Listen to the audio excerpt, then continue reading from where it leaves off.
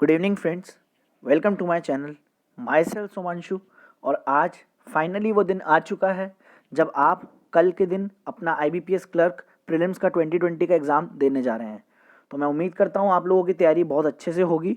और ये वीडियो खासकर उन लोगों के लिए होने जा रहा है जिनको जो पहली बार शायद अटेम्प्ट कर रहे हैं एग्ज़ाम, या फिर जिनका कई टाइम से प्रीलिम्स क्लियर नहीं हो रहा, उनके लिए खासकर ये वीडियो है। तो वीडियो को एंड तक ज़रूर देखना, क्योंकि इसमें मैं आपको बताने जा रहा हूँ कि कैसे आपको कल पेपर अटेम्प्ट करना है। ठीक है, ये जिनका 5 तारीख को पेपर है स्पेशली उनके लिए, और जिनका 12 और 13 को भी है तो उनके लिए भी वीडियो उतना ही बेनिफिशियल होगा। तो वीडियो को एंड तक ज़रूर देखना। ठीक है, तो अब इसमें अपन बात करने वाले हैं कि कैसे पेपर को अटेम्प्ट करना है हमको। ठीक है, बहुत से लोगों की अपनी अपनी स्ट्रैटेजी होती है, तो मेरी जो एग्जैक्ट स्ट्रैटेजी रहती है एग्जाम को लेके वो मैं आप लोगों के साथ शेयर करने जा रहा हूँ।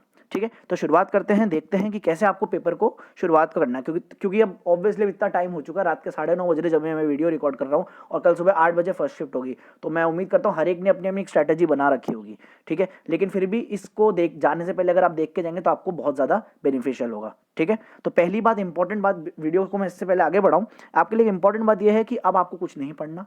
ठीक है, अगर आपने कोई टेस्ट देना है तो अब आप ज़्यादा से ज़्यादा लास्ट एक टेस्ट और दे सकते हैं 10 या 11 बजे के बीच, उसका टाइम से सो जाइए।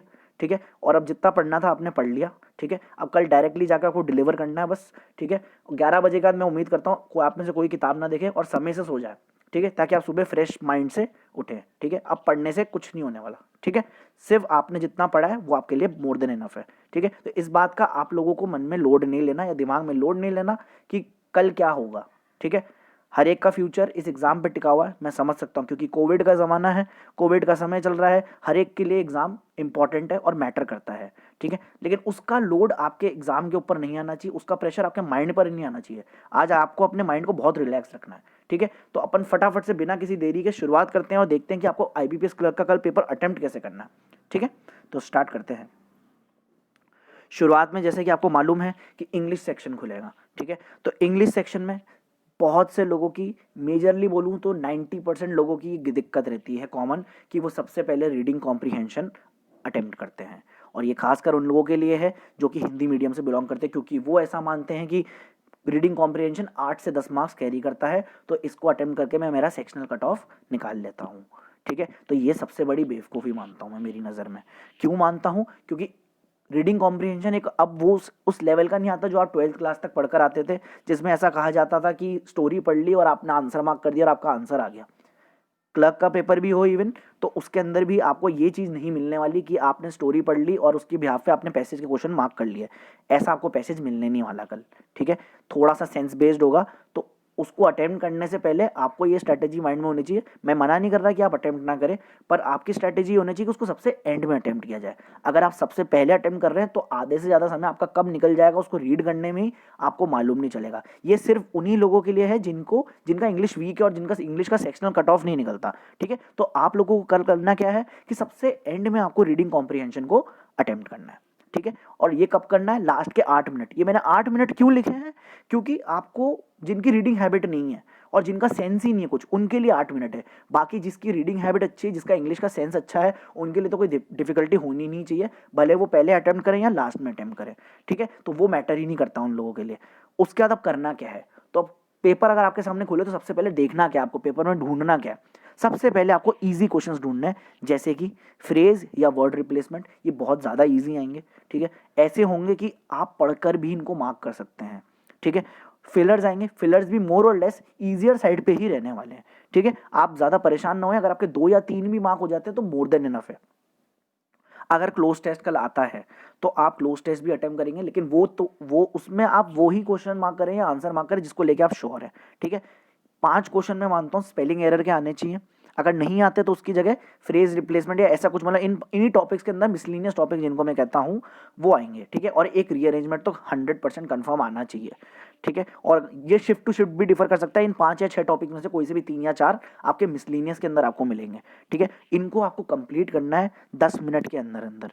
ठीक है, आपको 10 मिनट के अंदर मिसलिनियस टॉपिक सबसे पहले कवर अप करना है, जिससे आपका स्कोर 10 से 12 मार्क्स तक पहुंच जाए। ये सिर्फ उन्हीं लोगों के लिए बात हो रही है जिनका इंग्लिश का कट ऑफ क्लियर नहीं करता और इंग्लिश वीक है उनके लिए। ठीक है, ये सिर्फ उन्हीं लोगों के लिए बात हो रही है। ठीक है, अब आपको 10 से 12 मार्क्स करा के आप इतना ढंग से कर लीजिए, श्योर हो जाइए कि आपकी सेक्शनल कट ऑफ निकल रही है। जब आपकी सेक्शनल कट ऑफ निकल जाएगी तो आपको फिर आगे बढ़ना है। अब इसमें और क्या करना है, आगे एक और क्या बात ध्यान रखनी है, सिर्फ उन्हीं आंसर्स को मार्क करना है जिनके लिए आप कंप्लीटली श्योर हो, ठीक है, जिसमें आपको पता हो कि यही 100% आंसर है, सिर्फ वही करना है, भले ही आपके 7 मार्क क्वेश्चन मार्क हो रहे हो, ठीक है। अगर आप कैटेगरी से बिलोंग करते हैं तो 7 क्वेश्चन भी आपकी कट ऑफ निकाल जाएंगे, अगर आपने 7 के साथ एक्यूरेट करे तो आगे चल के शायद आपको स्केलिंग के भी मार्क्स मिल जाए, नॉर्मलाइजेशन भी हो जाए आपका। आपकी शिफ्ट कैसी आ रही है आपको नहीं मालूम, ईजी आ रही है हार्ड आ रही है, ये आपको पेपर देख के पता चलेगा, ठीक है। तो ये उनके लिए बात है, ठीक है। अब अगर मान लो 7 क्वेश्चन भी सही हो रहे हैं तो आप सेक्शनल कट ऑफ को क्लियर करने का फोकस ज्यादा रखेंगे। अगर आपको वंस यू आर श्योर कि आपका सेक्शनल कट ऑफ निकल गया तो आप फिर आगे और एक्स्ट्रा क्वेश्चन करते चलिए, ठीक है। पर मैं ऐसा मानता हूँ 12 से 13 क्वेश्चन आपके ये जो मिसलिनियस टॉपिक्स हैं, जैसे कि phrase replacement, word replacement, fillers. अब वर्ड रिप्लेसमेंट क्या होता है कि इस वर्ड को रिप्लेस करके इसकी जगह क्या आएगा, बोल्ड में मार्क्ड होगा, ठीक है।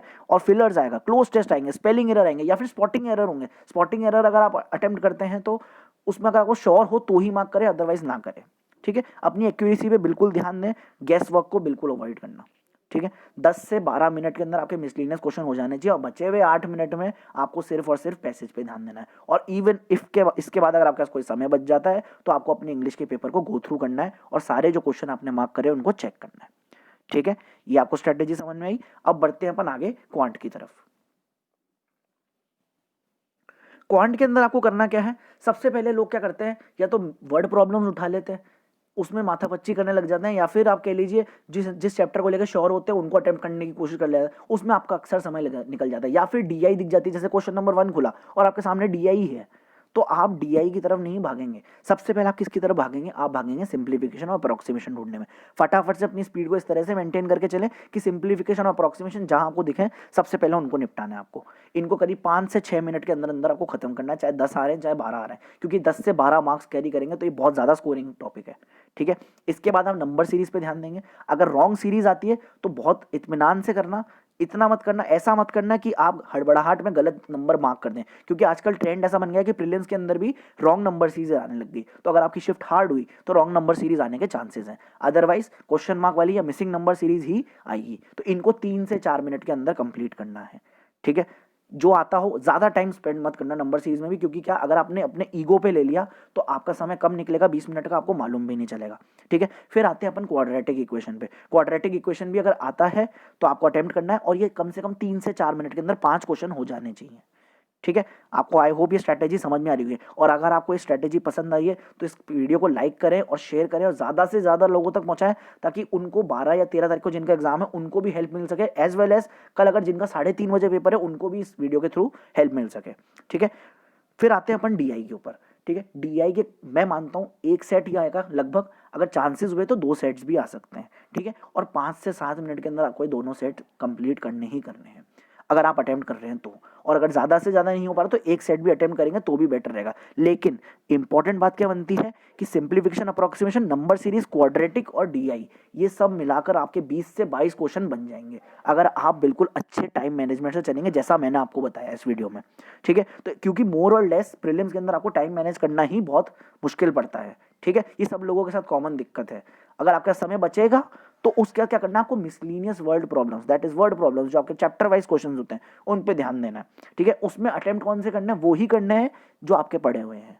अब ये नहीं है वहां पे आप गैस वर्क करने बैठ रहे हैं और दिमाग चला रहे हैं। अगर दिमाग चला रहे हैं और आपका कुदरती आंसर आ जाता है तो बात अलग है, अदरवाइज गैस वर्क बिल्कुल नहीं करना, क्योंकि प्रीलिम्स का कट ऑफ हाई जाता है। वहां पे गैस वर्क करें और आप काफी लोगों से पीछे हो जाएंगे, ये आपको समझना पड़ेगा, ठीक है। आई होप आप लोगों को स्ट्रेटेजी समझ में आ रही होगी।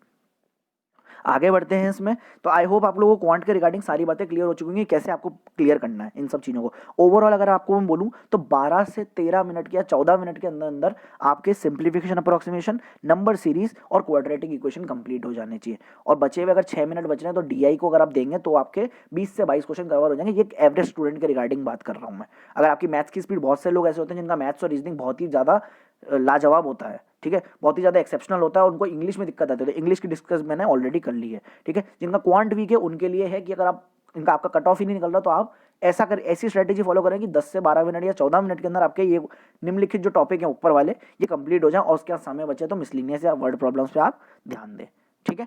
चलते हैं अपन रीजनिंग की तरफ। रीजनिंग के अंदर सबसे बड़ी कॉमन एरर, इंसान क्या करता है, ज़्यादा से ज़्यादा नंबर कमाड़ने की कोशिश करता है, ज़्यादा नंबर कलेक्ट करने की कोशिश करता है। तो वो स्टार्ट किससे करता है, अगर मान लो क्वेश्चन नंबर 1 ही आपको पजल का दिख गया तो आप तुरंत हमला नहीं करेंगे पजल पे। ये सबसे बड़ी बेवकूफ़ी है। अगर आप पजल पेपर खुलते ही स्टार्ट कर रहे हैं तो ये सबसे बड़ी बेवकूफ़ी है आपकी। आपको पजल अटेम्प्ट नहीं करनी है पेपर खुलते ही। अगर आपके सामने फर्स्ट नंबर पे पजल दिख रही है तो उसको स्किप करना सीखो। अपने अंदर ये ईगो प्रॉब्लम मत लाना कि आप पजल कर सकते हो, आपकी ये पजल पड़ी हुई है तो आपको आती ही होगी। आपका एग्जाम के टाइम क्या टेम्परामेंट है ये आपको नहीं पता रहेगा, ठीक है। आपका कैसा मूड है, क्योंकि क्या पता सपोज अगर आपका क्वांट सेक्शन बिगड़ गया और लास्ट सेक्शन रीजनिंग खुला तो उसका प्रेशर भी कहीं ना कहीं आपके रीजनिंग के ऊपर हावी पड़ जाएगा और आपकी आती हुई पजल भी आपको समझ में नहीं आए और आपका टाइम खराब हो सकता है।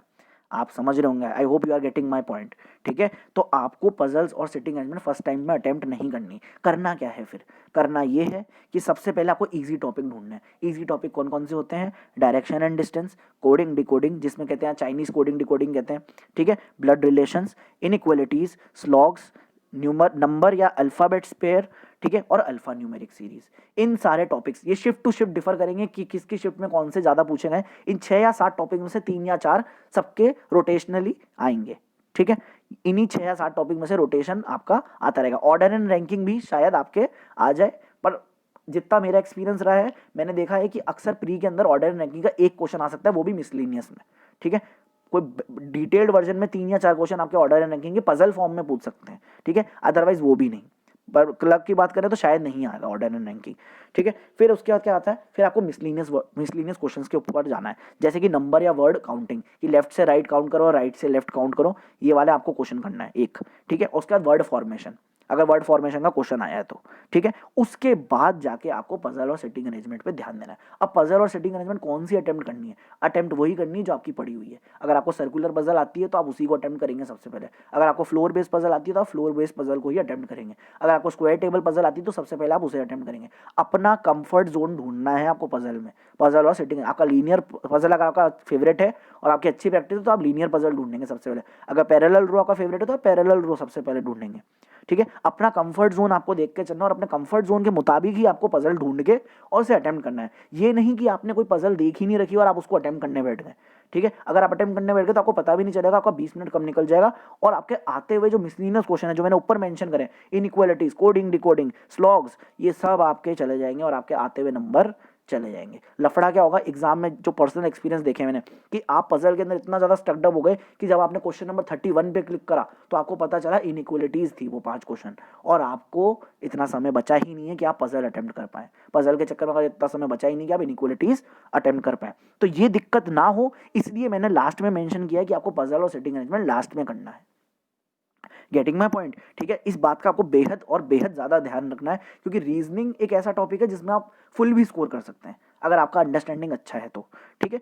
और ज्यादा से ज्यादा मैक्सिमम स्कोर, क्योंकि बहुत लोगों का ऐसा होता है क्वांट वीक होता है और रीजनिंग स्ट्रांग होता है, ठीक है। तो रीजनिंग ही एक ऐसा सब्जेक्ट है जो आपको आपकी कट ऑफ भी क्लियर करवा सकता है, ठीक है। तो रीजनिंग के अंदर अपने ईगो पे नहीं लेनी है कि आपको पजल आती है, आपको सिटिंग अरेंजमेंट आता है तो सबसे पहले वही करेंगे, नहीं, आपको लास्ट में करना उस चीज को, ठीक है।